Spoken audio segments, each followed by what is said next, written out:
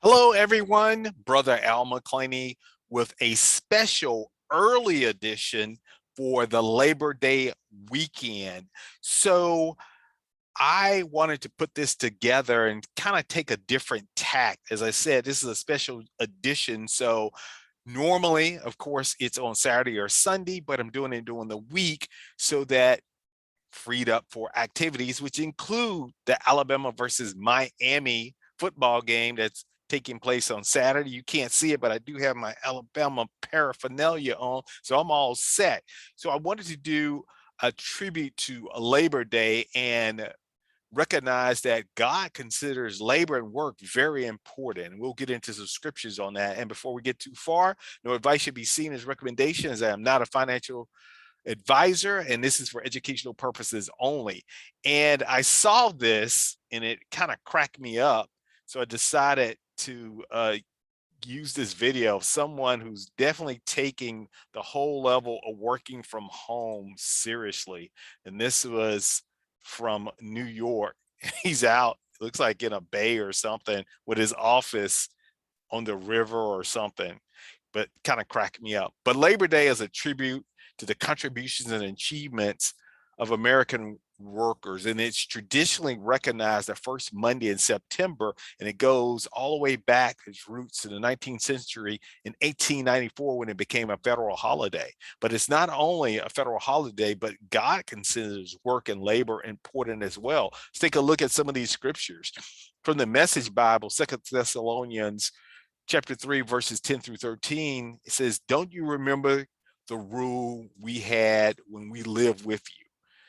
And this was Paul speaking. "If you don't work, you don't eat. And now we're getting reports that a bunch of lazy good for nothings are taking advantage of you.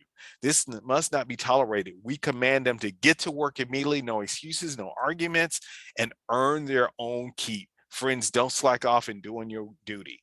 Proverbs 12 and 11, also from the Message Bible, says, "The one who stays on the job has food on the table. The witless chase whims and fantasies." And finally, in the New Living Translation, 1 Timothy 5 and 8, "But those who won't care for their relatives, especially those in their own household, have denied the true faith. Such people are worse than unbelievers." So we can see by this scripture, and this is just a few of them, just a sampling, that work, labor is very important.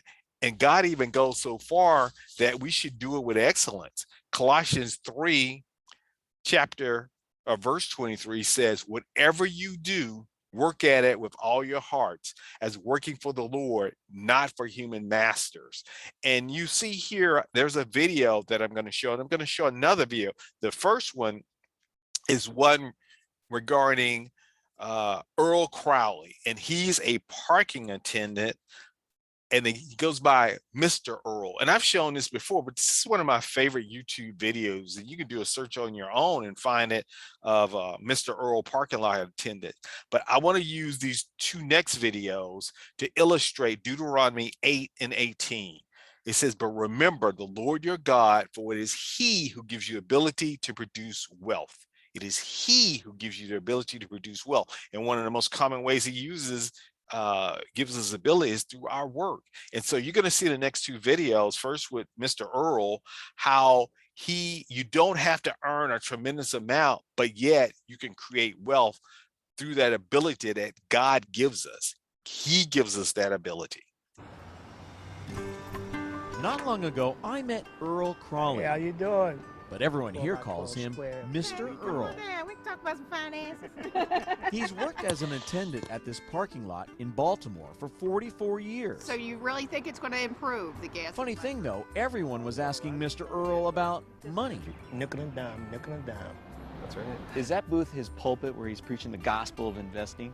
Sure is. Okay. He makes my day every time I see him. Oh, come on now, seriously. Investing? How you like that gold now?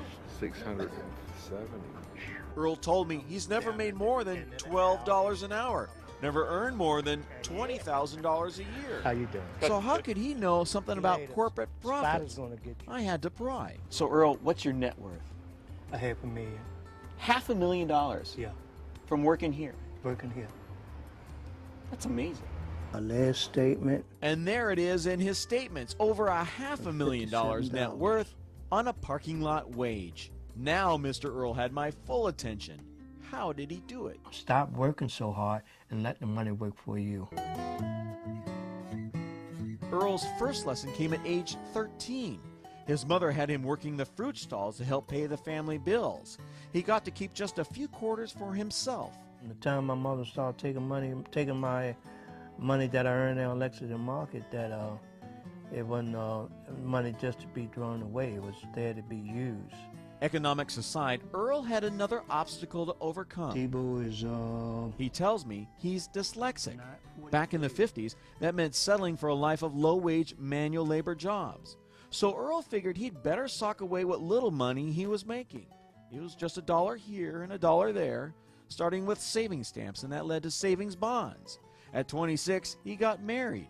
And by the late 60s, Earl was feeding 3 children on a meager $80 a week. It was tough, but because we had to sacrifice a lot.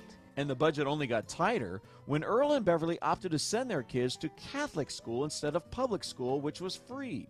Earl took extra jobs to pay the tuition, and you better believe he made every penny count. Elementary school, I would ask for lunch money, and he would give me $1, and lunch was 85 cents, and he would reply before I walked out the door, "I want my change." As the years rolled by, Earl kept saving what seemed like meaningless amounts. He started investing $25 each month into a mutual fund and did that consistently for 15 years. By the late 70s, his net worth was $25,000. Later, as the children got older, he decided to play the stock market. And he bought 1 share, and, well, the rest is history. He bought stock in blue chips like IBM and Coca-Cola that paid dividends, and instead of taking the dividends and pocketing it, let it set or let it reinvest itself, and it increased my shares. And the more shares I had, the more dividend I had. Eventually, the more money I have down the road. so where did this so-called slow learner learn so much about mutual funds and blue chips and dividend reinvestment plans? They're going to split this year. It all comes back to that parking lot. And this is my favorite part of Earl's story. You see, his lot is smack dab in the middle of a financial district where he picked the brains of brokers and bankers and lawyers for their financial advice. What's going on? You got any advice for me today in the markets? No, I'm just trying to find out something from you. Oh, all right. Talk to everybody and listen to advice that everybody give me and take it from there. Earl, why don't we take a look at what you've got in the portfolio now and see. Earl had trouble reading, so instead, he listened. He believed in the power of compound interest and stocks for the long haul, which brings us back to the present. Today, Earl's stock portfolio alone is worth more than $500,000. And yes, his house is paid for, and no, he doesn't carry any credit card debt. He's somebody to emulate not only as an investor, but as an individual, and how to live your life and make the best of what the Lord gave you. Now, Earl is paying it forward. Here comes Brenda. He's gifting shares from his portfolio to people like Brenda Thomas, who never dreamed they could have enough money to invest. And that was Coca-Cola. Because you told me to reinvest my dividends, I now have 77 shares. I'm excited about it. I wouldn't have it if it wasn't for Mr. Earl, and he made it so easy. If you don't have the money for the And whole not share, only is he gifting shares to a local church, he's starting an investment club there to get everyone investing. Our goal is every member of the church will own stock, and then they're going to transfer into their family members. So starting here, it's just going to blow up. It makes me feel good to see someone actually going on and took my advice and went on and did it. That's really a good feeling. So from his little green shack, Earl is helping others and preaching the gospel of investments. And at the end of my day with Mr. Earl, he told me his good fortune happened not in spite of, but because of his disability.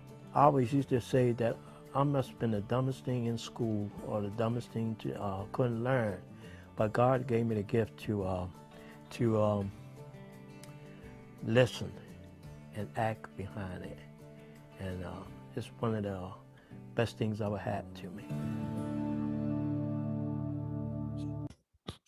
That is one of my favorite videos. And now I found another one, same emphasis on Deuteronomy 8:18. But remember the Lord your God, for it is he who gives you the ability to produce wealth. And this person is a janitor, and his name is Ronald Reed. He's going on to be with the Lord. But same thing, listen and pull some nuggets from this video. When reading a biography, it's rare to see the words janitor, gas station attendant, and philanthropist in the same sentence. But these describe Vermont native Ronald Reed perfectly. He held jobs with low social capital, but he lived frugally and invested his money wisely and saved more than $8.1 million over the course of his life. This is the story of Ronald Reed.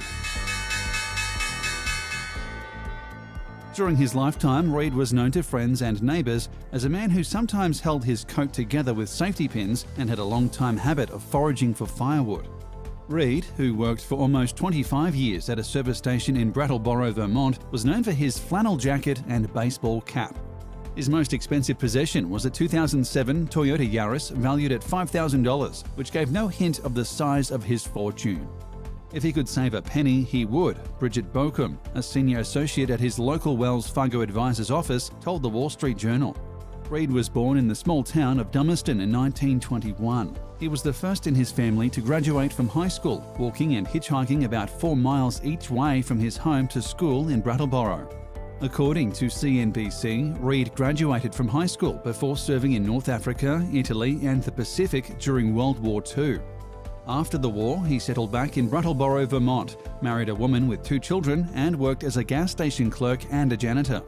His wife tragically passed away in 1970 after 10 years of marriage. Reed purchased a house for $12,000 where he lived with his wife and stepchildren. He financed his stepchildren's college education, but otherwise had no overt signs of wealth. He briefly retired before returning to work as a janitor at JCPenney until 1997.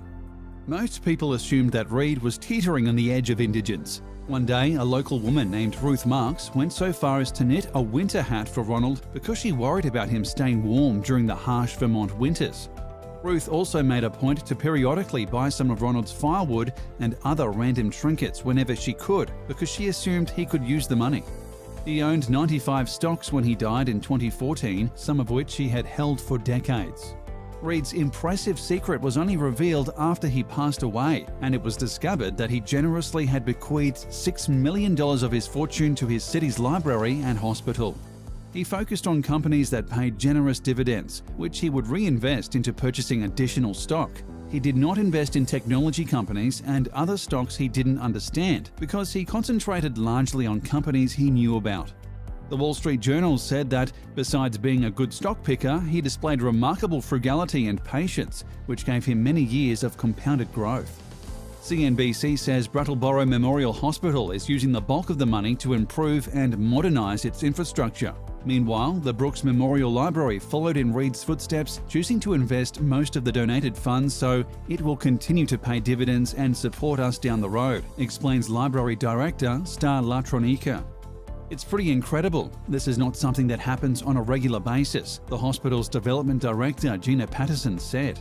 Besides cash, Reed had an antique Edison phonograph with dozens of recording drums that he left to the Dummerston Historical Society. It's really a beautiful machine, said Historical Society President Muriel Taylor. Laurie Rowell, Reed's longtime lawyer, recalled the last time she met with Reed when his health was declining. I insisted on walking him to his car after our meeting, Rowell told Boston.com. But he didn't want me to bill him for the time, and I wasn't going to charge him, even though I knew how wealthy he was. Rowell wondered why they were walking so long to get to his car until she realized he had parked so to avoid the street meters. He was quite the guy, said Rowell. According to a neighbor, Reed would have breakfast every morning at the hospital's former coffee shop, one of his few indulgences. He always had a cup of coffee and an English muffin with peanut butter. That was it. His order, an English muffin with peanut butter. The coffee shop was filled with all the movers and shakers in Brattleboro, doctors and lawyers, and one very wealthy janitor, said Rowell. After the coffee shop closed, he began going to Friendly's for breakfast, where another customer once covered his bill because they didn't think he could afford to. Though he used Wells Fargo for a few $100,000 of his investments, Roel said Reed did nearly all his investing himself. Furthermore, most of his assets, almost the entirety of his wealth, were held in a safe deposit box as original stock certificates. His portfolio was filled with dividend-producing American companies, including AT&T, Bank of America, John Deere, and General Mills, according to Roel. No tech or apparel companies, she said. He invested in what he knew. Over time, these investments grew substantially. Stepson, Philip Brown of Somersworth, New Hampshire, told the Brattleboro Reformer he visited Reed every few months and more often as Reed's health declined. The only indication Brown had of Reed's investments was his regular reading of the Wall Street Journal. "I was tremendously surprised," Brown said of Reed's hidden wealth. "He was a hard worker, but I don't think anybody had an idea that he was a multi-millionaire." Brown called his stepfather a wood fanatic. Reed reportedly used his Yaris as a makeshift pickup truck for collecting firewood for his wood stove. Reed's $1.2 million gift to the Brooks Memorial Library was double its previous $600,000 endowment. Library director Jerry Carbone told the Herald that Reed was a library regular, though no one there really knew him. He would come home with a stack of books after having returned a stack of books, Brown said to the Herald. Mr. Reed's bequest, by far the largest since George J. Brooks in 1886, is a legacy that is far-reaching, said Jerry Goldberg, the president of the library's Board of Trustees, in a written statement. It will help to guarantee the future viability and sustainability of Brattleboro's public library, an institution much respected by Mr. Reed. Many people were inspired by Reed's monastic lifestyle, coupled with his quiet intelligence and long-term patience. In the meantime, the community of Brattleboro is still benefiting from his generosity.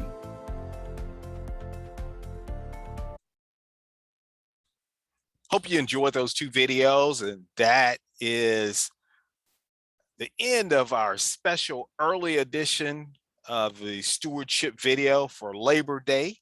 And I hope everyone has a happy and safe Labor Day.